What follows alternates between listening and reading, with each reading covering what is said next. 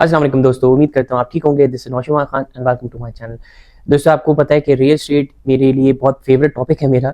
मैं अक्सर real estate investments के बारे में बात करता रहता हूँ। मैं आपको बताता हूँ कि किस तरीके से आप क्राउड फंडेड प्रॉपर्टीज़ और डिफरेंट डायरेक्ट तरीक़ों से भी आप रियल एस्टेट खरीद सकते हैं। आपको पता है, जैसे हमने मल्टीपल वीडियोज़ में पहले भी डिस्कस किया है, real estate is the most popular asset class across the world. जो दुनिया की एलीट है, चाहे वो सेलिब्रिटीज़ हों, हॉलीवुड, बॉलीवुड, स्पोर्ट्स स्टार्स हों, पॉलिटिशियंस हों, कोई भी टॉप एंड बिजनेसमैन हो, कोई स्टार्टअप फाउंडर हो, जितने भी लोग होते हैं, मेजॉरिटी लोगों की जो मेन वेल्थ की सोर्स होती है, वेल्थ की सोर्स, वो होती है real estate. Real estate can be classified into multiple different forms. Real estate can be agricultural land, real estate can be residential buildings, real estate can be apartments, villas. Real estate बहुत सारी चीज़ें हो सकते हैं। तो real estate is the most sought after और सबसे ज़्यादा जो पॉपुलर एसेट क्लास है ग्लोबली, जिसके लिए लोग जो है मल्टीपल जगहों पे इन्वेस्ट करते हैं, मल्टीपल कंट्रीज़ में इन्वेस्ट करते हैं, और जो सबसे ज़्यादा पॉपुलर है वो रियल एस्टेट है। रियल एस्टेट में सिर्फ और सिर्फ एलीट क्लास इन्वेस्ट नहीं करती दोस्तों। मेजॉरिटी लोग जो मिडिल क्लास से बिलोंग करते हैं, या फिर जो 9 to 5 जॉब करते हैं, या स्मॉल बिजनेस ओनर्स होते हैं, ये लोग भी रियल एस्टेट में इन्वेस्ट करते हैं। और ख़ासतौर पर अगर आप देसी बैकग्राउंड से हो तो लाजमी आपको पता है कि शुरू दिन से ही ख्वाब होता है कि हमें अपनी रियल एस्टेट होनी चाहिए, अपना घर होना चाहिए, अपना अपार्टमेंट होना चाहिए। तो वो जो अर्ज है, वो जो आपकी एक डिज़ायर होती है, वो हमेशा फोर फ्रंट पे रहती है अगर आप एक देसी बैकग्राउंड से, मतलब साउथ एशिया से हो, इंडिया, पाकिस्तान, बांग्लादेश से। सो दोस्तों, आज हम बात करेंगे कि रियल एस्टेट में आप किस तरीके से इन्वेस्ट कर सकते हो, अपार्ट फ्रॉम डायरेक्ट खरीदने के, वन ऑफ परचेज के। किसी ऑफ प्लान को हम डिस्कस नहीं करेंगे। हम इसको भी डिस्कस नहीं करेंगे कि आप क्राउड फंडेड प्रॉपर्टी कैसे खरीद सकते हो। क्राउड फंडिंग पे मैंने मल्टीपल वीडियोस बनाई है, मैं उनका लिंक डिस्क्रिप्शन में लगा दूंगा। आप स्टेक, प्रिको ब्लॉक्स या स्मार्ट क्राउड के थ्रू जब भी इन्वेस्ट करो तो मेरा रेफरल कोड यूज़ कर सकते हो, आपको ज्वाइनिंग बोनस मिलेगा। लेकिन वो क्राउड फंडिंग के बारे में है, जिसके ऊपर मैंने डिफरेंट वीडियोस बनाई हैं, आप उनको जाके जरूर देख सकते हैं। आज हम बात करेंगे रियल एस्टेट इन्वेस्टमेंट ट्रस्ट के बारे में। मैंने कुछ टाइम पहले एक वीडियो बनाई थी जिसमें मैंने यूई के रीट्स को डिस्कस किया था। 3 रीट्स एग्जिस्ट करते थे यूई में, जिसमें एक जो है आपका डीएफएम पे लिस्टेड है और 2 आपके जो है नैस्डैक पे लिस्टेड है। आज हम एक चौथे रीट की बात करेंगे जो सबसे बड़ा रीट है और उसका आईपीओ होने वाला है। दुबई होल्डिंग्स रीट अब ये लॉन्च होने वाला है दुबई रेजिडेंशियल के नाम से, और ये डीएफएम पे लिस्ट होगा। पहले आपको बताता चलूँ कि रीट होता क्या है। देखिए, रीट की फुल फॉर्म होती है रियल एस्टेट इन्वेस्टमेंट ट्रस्ट। ये बेसिकली एक तरीके की एक कंपनी होती है, एक ट्रस्ट होता है, एक ऑर्गेनाइजेशन होती है जो कि स्टॉक मार्केट पे लिस्ट होती है। ये ओन करती है डिफरेंट प्रॉपर्टीज़ को, और इसका जो बेसिक पर्पस होता है वो ये होता है कि ये प्रॉपर्टीज़ को ओन करती है और उनको रेंट आउट कर देती है। जो इसकी रेंटल इनकम जनरेट वो करती है, वो अपने शेयर होल्डर्स को या ओनर्स को या स्टॉक ओनर्स को डिविडेंड के फॉर्म में पैसे देती है। तो इसका जो बेसिक क्रक्स है, जो बेसिक पर्पस है इस पूरी ऑर्गेनाइजेशन का, वो होता है रेंटल यील्ड या रेंटल इनकम जनरेट करके आप डिविडेंड के फॉर्म में अपने शेयर होल्डर्स को देना। तो एक परफेक्ट चीज़ होती है इनकम जनरेशन के लिए। पैसिव इनकम चाहिए आपको, एक बहुत अच्छी ऑटोमेटिक पैसिव और एक कंटिन्यूस इनकम चाहिए, तो REITs are the place where you should be investing. So अभी रिसेंटली मैंने जैसे आपको बताया थोड़ी देर पहले कि दुबई होल्डिंग्स, जो कि one of the largest groups है रियल एस्टेट के हवाले से, 35,700 प्रॉपर्टीज़ हैं अक्रॉस दुबई उनकी, जिनकी जो टोटल वैल्यू है वो 21.6 बिलियन धर्म्स है, विच इज़ ह्यूज।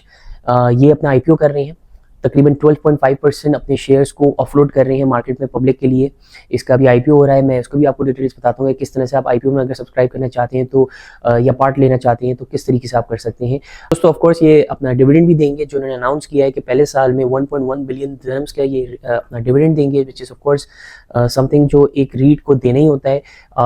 एल्स ये रीट को रीट नहीं कह सकते, क्योंकि रीट ने अपना काम रेंटल के थ्रू ही देना होता है। इसमें फ़ायदा क्या है कि 1.1 बिलियन का मतलब है कि अगर आप इनकी जो ऑफलोडेड शेयर्स की बात करें या टोटल शेयर्स की बात करें तो इनके 13 बिलियन के करीब शेयर्स हैं जो टोटल इन्होंने अपने पास रखे हैं। तो 1.1 का मतलब है कि अच्छा खासा आपको जो है तकरीबन मतलब 3 दरहम 4 दरहम आप एक्सपेक्ट कर सकते हो पर शेयर जो डिविडेंड मिल रहा होगा। ये एक्सपेक्टेड है, ऑफ कोर्स इससे ऊपर भी हो सकता है, इससे नीचे भी हो सकता है। 5,700 यूनिट्स जो ये दुबई होल्डिंग्स ओन करते हैं, इनमें से 95% अपार्टमेंट्स हैं और 5% विलास हैं। इनकी डिफरेंट टेयरिंग है, प्रीमियम, अफोर्डेबल और इस तरीके से, जिसके रेंट्स भी डिफरेंट है, ऑफ कोर्स डिफरेंट लोकेशंस में हैं। और इनकी 97% की एवरेज ऑक्यूपेंसी रेट है, मतलब कि जो 35,700 प्रॉपर्टीज़ हैं इनके पास 97% उसमें ऑक्यूपेंसी होती है। बाकी जो 2-3% है वो ऑफ कोर्स चल रही होती है, कुछ छोड़ के जा रहा है, कॉन्ट्रैक्ट रिन्यू हो रहा है, ये हो रहा है, वो हो रहा है, इस तरीके से होता है। लेकिन 97% ऑक्यूपेंसी रेट का मतलब है कि आपका रेवेन्यू सिक्योर है। ऐसा नहीं है कि इनके पास प्रॉपर्टीज बहुत हैं और वहाँ पे ऑक्यूपेंसी नहीं है या रेंट आउट नहीं किया हुआ और उसमें आपको मतलब प्रेशर आएगा कि शायद रेवेन्यू ना जनरेट हो। इसी वजह से इन्होंने जो लास्ट ईयर रेवेन्यू जनरेट किया वो 1.8 बिलियन धर्म्स जनरेट किया। अगर 1.8 बिलियन धर्म्स इन्होंने जनरेट किया, टोटल एसेट वैल्यू 21.6 बिलियन है, और आगे जो इन्होंने डिविडेंड का प्लान किया है 1.1 बिलियन का, तो आप ये सोचें कि इन्होंने प्लान अपना प्रॉफिटेबल ही रखा हुआ है और री इन्वेस्टमेंट के लिए भी कुछ पैसे रखे हुए हैं। इसमें जब फायदा या नुकसान की अगर हम बात करें रीट में इन्वेस्ट करने की, और खासतौर पर अगर हम दुबई होल्डिंग्स रीट की बात करें, तो इसमें इन्वेस्ट करने या ना करने के जो प्रोस एंड कॉन्स हैं वो बहुत सिंपल है। मैं अपने कुछ दोस्तों के साथ बैठा हुआ था, हम लोग रियल एस्टेट दुबई की बात कर रहे थे। वो बता रहे थे मुझे कि किस तरीके से अभी जहाँ जिन एरियाज़ में रियल एस्टेट अभी उस तरीके से उठी नहीं है, उनकी वैल्यू अप्रिसिएशन होगी, एंड रियल एस्टेट में आपको इन्वेस्ट अभी करना चाहिए क्या, ताकि फ्यूचर में जब दुबई की पॉपुलेशन ऑलमोस्ट डबल हो जाएगी तो उस वक्त ऑफकोर्स सप्लाई एंड डिमांड के इशूज़ होंगे, रियल एस्टेट की वैल्यू बढ़ेगी, which is absolutely correct and on point. मगर प्रॉब्लम क्या आती है दोस्तों? प्रॉब्लम आती है जब हम इस उसमें फंस जाते हैं कि यार आज की अपनी इनकम को रिड्यूस कर दें जस्ट बिकॉज एक ऑफ प्लान में आप इन्वेस्ट करते हो, आपको मंथली पे आउट देना पड़ेगा फ्यूचर के गेन के लिए। दोस्तों आप ये चीज़ समझें कि रियल एस्टेट एक बारी में खरीदना और एक पर्टिकुलर लोकेशन में खरीदना एक बहुत मुश्किल चीज़ होती है। फॉर एग्जांपल अगर कोई मैं प्रॉपर्टी पसंद करता हूँ, वो 1.5 मिलियन धर्म्स की है, 2 मिलियन धर्म्स की है, तो मेरे पास ऑफकोर्स वो पैसे नहीं होंगे, शायद डाउन पेमेंट के लिए हो, शायद डाउन पेमेंट के लिए भी ना हो। तो इस प्रॉब्लम को कैसे आप उसको कवर करते हो? मॉर्गेज एक ऑप्शन होता है आपके पास, मॉर्गेज आप करा लो, डाउन पेमेंट आप अपनी अफोर्ड करो कहीं से, और उसके बाद आप मॉर्गेज करा के ईएमआई पे करते रहो, उस प्रॉपर्टी को रेंट आउट कर दो, उससे शायद थोड़ा ईएमआई में सपोर्ट मिल जाएगा, बाकी आपको अपनी जेब से देना पड़ेगा। ये एक ऑप्शन होता है। दूसरा ऑप्शन आपको क्राउड फंडिंग का होता है, जो कि मैंने आपको पहले मल्टीपल दफ़ा बताया कि थोड़े सा पोर्शन आप ले लो मल्टीपल डिफरेंट प्रॉपर्टीज़ में। और तीसरा ऑप्शन जो मैं आपसे बता रहा हूँ वो रीट है। रीट में जो फ़ायदा ये होता है कि आपको इनकम आएगी, आपको रेंटल यील्ड आती रहेगी। रेंटल यील्ड तो आती रहेगी, लेकिन आपको टेनेंट से या आपको मेंटेनेंस के लिए या आपको उस प्रॉपर्टी को मैनेज करने के लिए या कोई भी और चीज़ के लिए आपको हर रोज़ या डे टू डे ऑपरेशंस में नहीं पड़ना पड़ेगा, आपको मंथली ऑपरेशंस में नहीं पड़ना पड़ेगा। आपको सिर्फ इन्वेस्ट करना है और उस इन्वेस्टमेंट के अगेंस्ट आपको डिविडेंड आता रहेगा। दूसरा फायदा क्या होता है दोस्तों? रियल एस्टेट आपने खरीदी आज 1.5 मिलियन धर्म्स की, एग्जांपल देते हैं, 1.5 मिलियन धर्म्स की आपने रियल एस्टेट खरीदी, अब आपको बेचना है उसको किसी भी रीजन से। आप फॉर एग्जांपल कहीं और रिलोकेट होना चाहते हो, आप फॉर एग्जांपल कोई और प्रॉपर्टी खरीदना चाहते हो जिसके लिए आपको कैश चाहिए और यहाँ अमाउंट आपका फंसा हुआ है, अब आपको इमीडिएटली बेचना है अगर, तो आप इमीडिएटली नहीं बेच सकते हो, और अगर बेच सकते हो तो वो डिस्ट्रेस्ड सेल होगी। ऑफकोर्स आपको जल्दी से बेचना पड़ेगा, सस्ता करके शायद बेचना पड़े कैश वगैरह निकालने के लिए।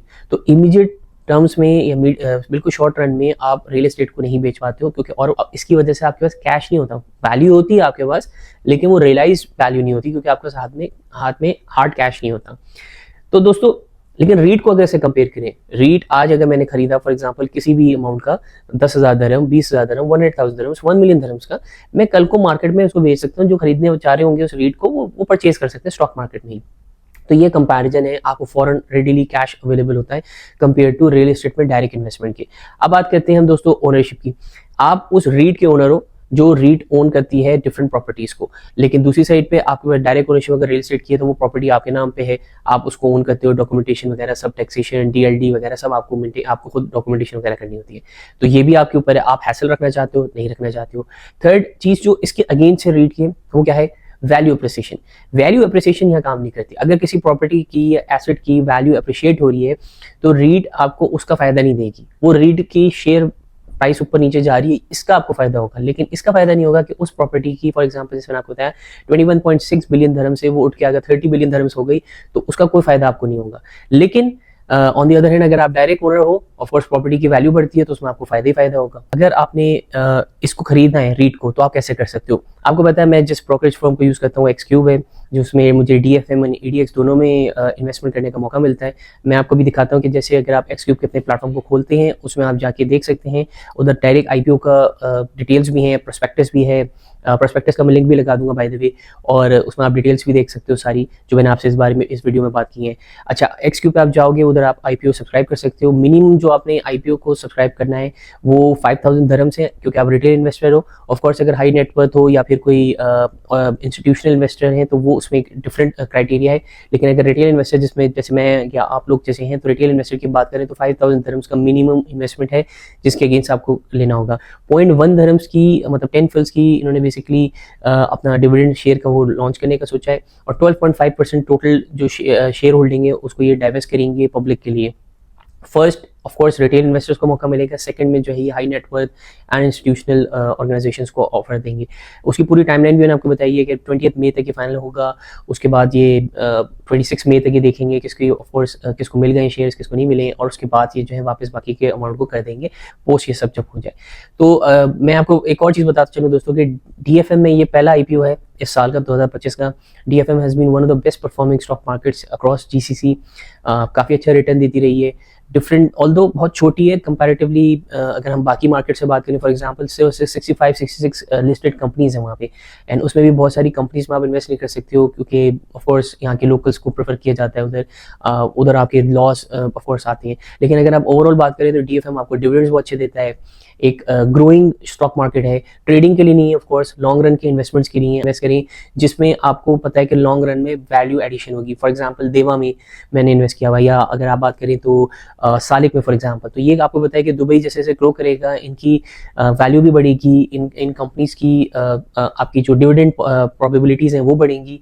उसी तरीके से इमार हो गया, या फिर आपका ये जो दुबई होल्डिंग्स की हम बात कर रहे हैं जो कि पहले नखील ने सारे इसकी बेसिकली डेवलपमेंट वगैरह की थी। तो ये बड़े बड़े नाम हैं जिनके अगर आप स्टॉक्स खरीदोगे तो फ्यूचर में जैसे जैसे दुबई की इकोनॉमी ग्रो करती है या UAE की इकोनॉमी ग्रो करती है, जो कि ये स्टेडीली ग्रो कर रही है over the past couple of years, तो आपको फायदा होता रहेगा। आप उस वैल्यू एप्रिसिएशन जो इकोनॉमी से डायरेक्टली लिंक्ड कंपनीज हैं या रियल एस्टेट से लिंक्ड हैं डायरेक्ट कंपनीज, उसका आपको फायदा और बेनिफिट मिलता रहेगा। सो दोस्तों, I hope you like the video and thank you for watching the video till the end. Until next time, अल्लाह हाफिज़।